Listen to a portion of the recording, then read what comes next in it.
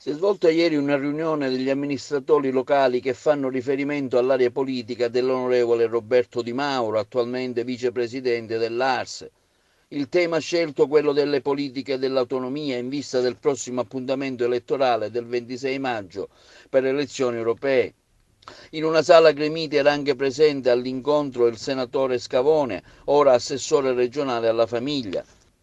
Roberto Di Mauro ha illustrato le ragioni per votare i candidati di Forza Italia, Berlusconi capolista, Romano e l'agrigentina Giorgia Iacolino, per averla scelta tra le preferite al voto del 26 maggio. Assessore Scavone, qui ad Agrigento per quali motivi? Ma intanto per festeggiare questo grande risultato del Movimento per l'Autonomia alle elezioni amministrative che si sono condotte in questa provincia, un movimento che incontra il cuore della gente visto i risultati straordinari che continua a mietere, e insieme alle elezioni amministrative per ragionare di politica parlamentare, di politica nazionale e internazionale alla vigilia delle europee. Questo è un momento che richiede il massimo della mobilitazione in una elezione che sembra essere lontano, ma il destino del nostro territorio è un destino che dipende fondamentalmente dall'attenzione dell'Europa, dall'assetto dell'Europa. Non vi è dubbio che le grandi trasformazioni degli equilibri politici che ci sono stati all'interno delle nazioni cambierà probabilmente l'equilibrio dell'Europa.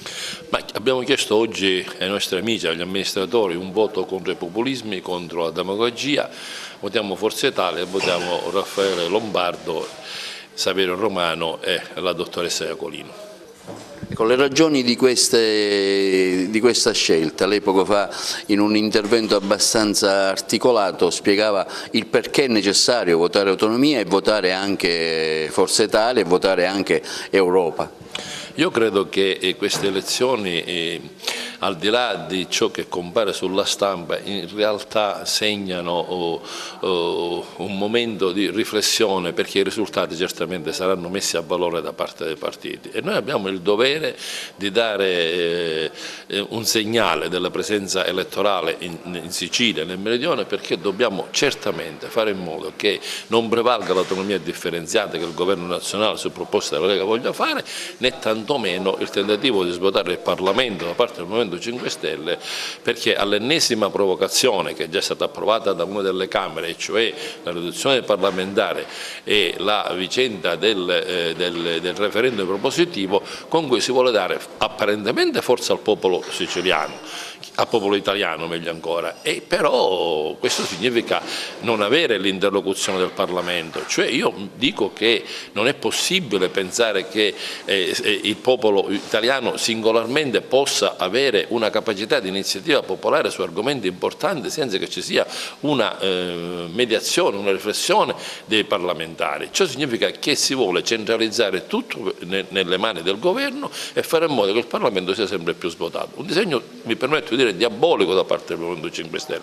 Riduzione dei parlamentari, conferma praticamente che i partiti indicano le candidature nelle campagne elettorali per le politiche, e infine l'iniziativa parlamentare, che è quella proprio di dire al Parlamento c'è o non c'è, non ha importanza. Forza Italia ha il piacere di essere sostenuta dagli autonomisti. Io non posso che ringraziare l'onorevole Di Mauro che insieme alla sua squadra sta sostenendo Giorgia Iacolino e il presidente Berlusconi al Parlamento europeo.